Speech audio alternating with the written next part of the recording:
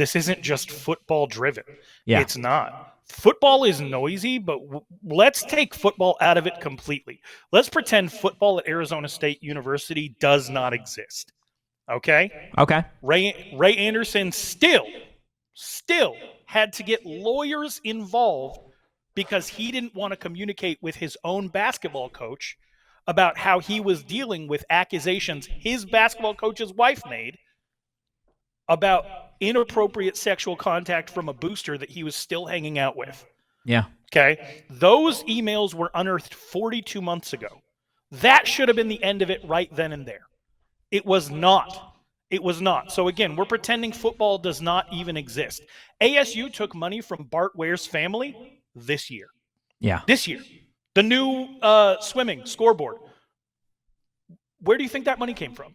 Like, the football is so loud that it's covering up some of the other deficiencies that exist. Mm-hmm. Yes, Arizona State is progressing in a lot of different areas. What the assumption is that no one else on earth could have helped ASU progress in those areas. Let's talk about some of the other things that were done in the sports that are not football. ASU volleyball is on a hot streak right now, is it not? Yeah. Is this not Ray Anderson's third hire? It is. Can we talk about Stevie Mussey? Because nobody at ASU ever wants to talk about Stevie Mussey. Can we talk about Sanya Tomasevic? Can we talk about her? 283 winning percentage in conference, hung on to her for 6 years. Can we talk about that? Yeah. Where is Trisha Ford? Where is Trisha Ford? That's right. Yeah. She's at Texas A&M.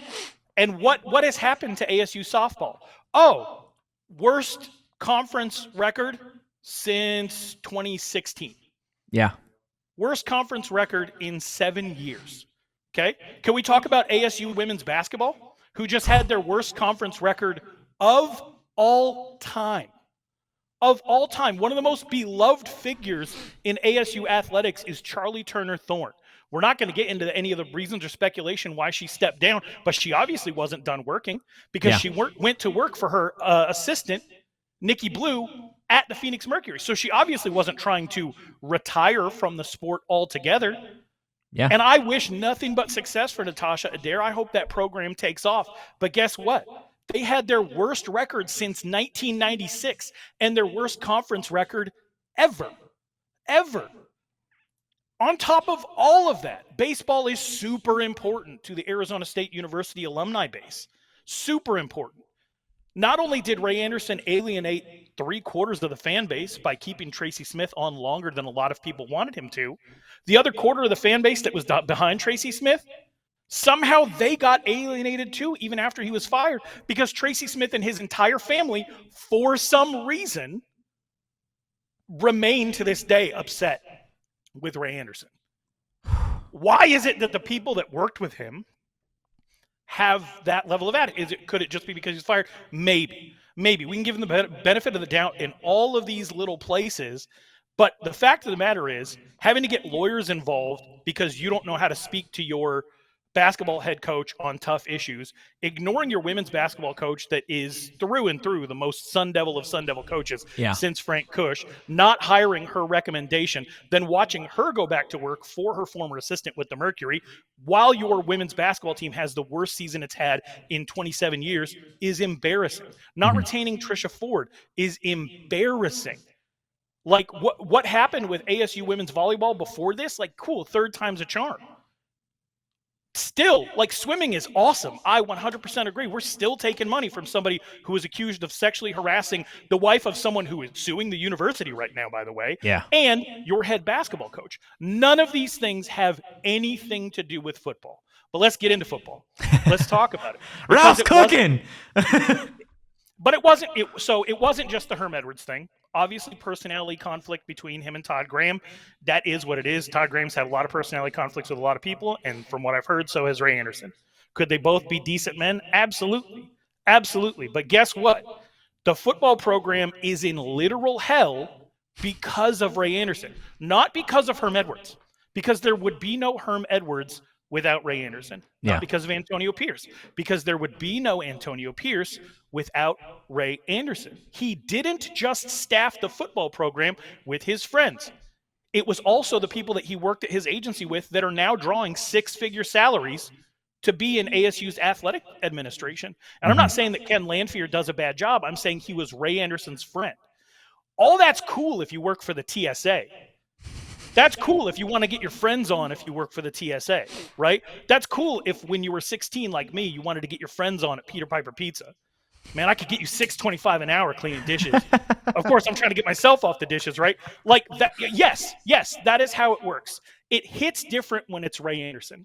Yeah. Because why is Ray Anderson notable? Yeah. Why is he such a notable figure in sports? Well, Craig Morgan brings up Ray Anderson's reputation nationwide.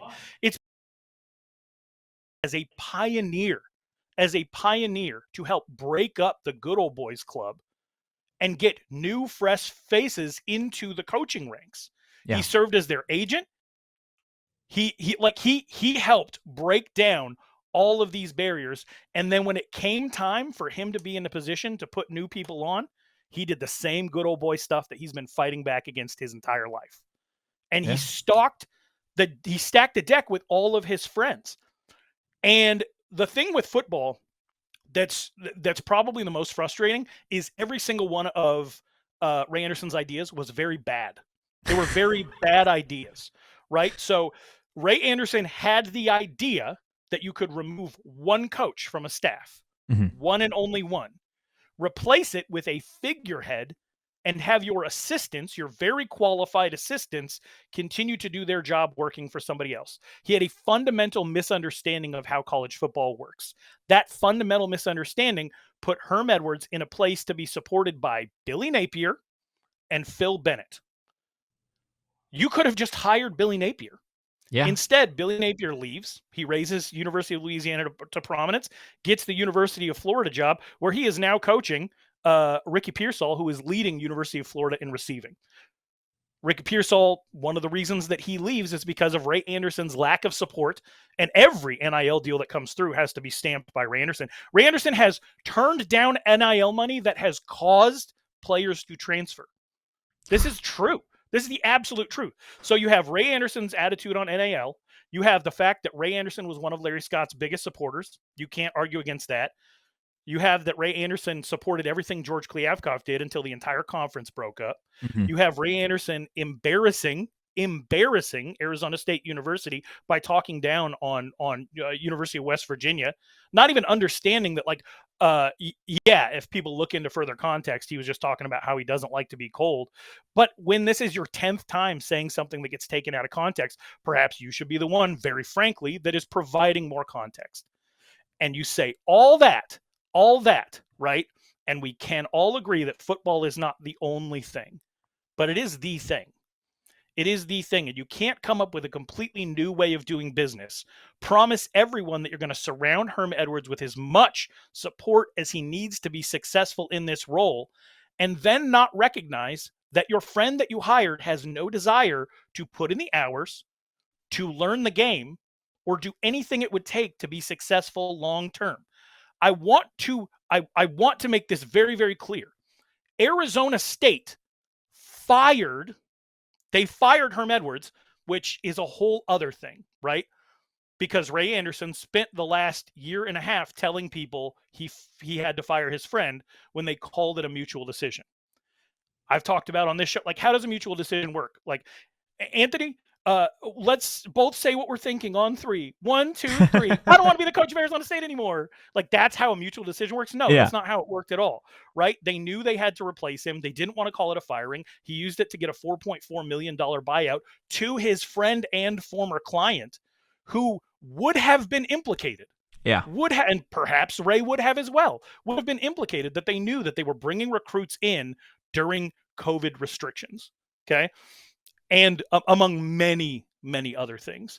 But what it really comes down to for football is they fired Herm Edwards for not being able to run a program in a pro-style era with sponsorship money. Remind me why they brought Herm Edwards in. What they call it? The pro model. Pro model. Right. So when things got professional, that's when Herm had to go. Because they never expected for things to look like the NFL even though they said they brought him in to make things look like the NFL. Yeah. So like that alone is one of the greatest miscalculations in modern college football history. Bringing in your friend and former client when you were known historically for breaking up boys clubs, saying that he was going to have the staff that was already in place and having a bunch of those people walk away middle fingers up. We've seen what Phil Bennett has to say about Ray Anderson, right? Yeah. We've seen what he has to say. And Tracy Smith. They walk away. Herm Edwards doesn't learn anything. He is not equipped to do this job. And it creates a situation in which somebody with a basic knowledge base was going to have to step in and take over. That somebody was Antonio Pierce. Everything good that has happened for ASU football in the last 5 years can be directly traced back to Antonio Pierce. Everything bad that has happened in ASU football in the last 5 years, and that's going to continue to affect it for years to come, can be traced back to Antonio Pierce. And internally, they walk around saying, Antonio Pierce screwed us all over. He totally snowed us. Antonio Pierce was making gambling tweets the day he was hired. You knew who he was. You knew who he was. He was investigated because when he came to Arizona to play the Super Bowl against a 17-0 Patriots team when he was with the Giants, he just left his dogs unsupervised. They got out and ran the neighborhood. God.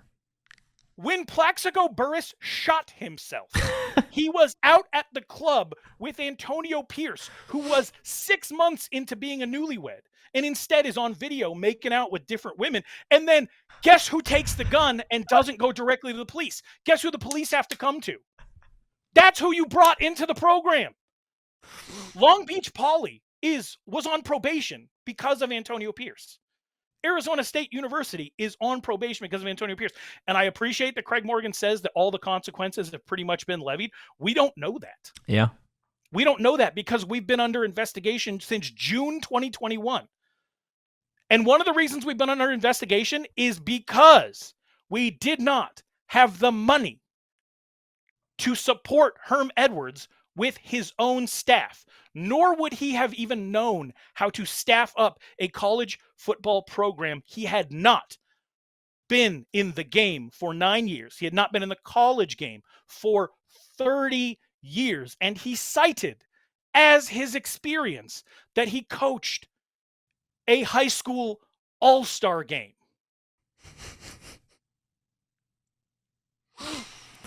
Ralph, you're cooking, man. You're absolutely good. Like, everybody in the chat is with you. JJ in the chat, this is Shakespearean. Karen, this is gold. Z, this needs to be uploaded as its own video.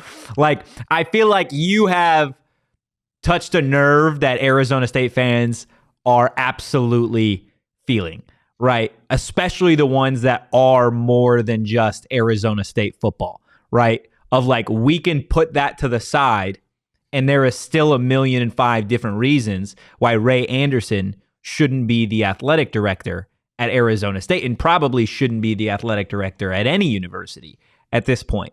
So I guess my next question to you is, it obviously doesn't necessarily impact athletics, or at least at this point, we hope that it doesn't if you're an ASU fan. But Ray is staying on at Arizona State as a professor of practice, and senior advisor to help, again, expand the well-respected sports law and business program. How do you feel about Arizona State keeping Ray on? We still have the notice of allegations that needs to drop, right? Mm-hmm. There's a very strong belief behind closed doors that one of the reasons that the entire dossier got out in the first place was because of a tiff that existed between Ray Anderson and an assistant coach. Yeah. Right. So that essentially the possibility exists that there are plenty of people who have not yet been implicated that may be implicated by the testimony of those who are disgruntled and left. Right. So, what do you do if you're in a situation where you say this man has value because he was a practicing lawyer, he ran a successful agency, he worked with the NFL, he went to Stanford, and he was around at Arizona State, and he helped expand, and create essentially this like athletic village. And I will agree with Craig Morgan, and it was one of the reasons why people would say, why isn't Ray Anderson gone? Why isn't Ray Anderson gone? Because in order for Michael Crow to execute the long-term vision that he has for Arizona State and Arizona State athletics, like they were simpatico on this. Yeah. Anything good that you like the direction that things are going, as far as like some of the plans for the future, Olympic sports, tennis, hockey, all of that, would maybe some of that have happened if another athletic director was in charge? Like, it's not a zero-sum game, right? It's baseball. It's wins over replacement, right? But you have to be able to factor in the other things that happen. Okay. So, is it going to be an interesting situation? Herm Edwards was teaching classes while he was at ASU. What does it actually mean? Is it a way to make sure that he continues to receive his 7-figure salary through the end of his contract? Is he just being shelved?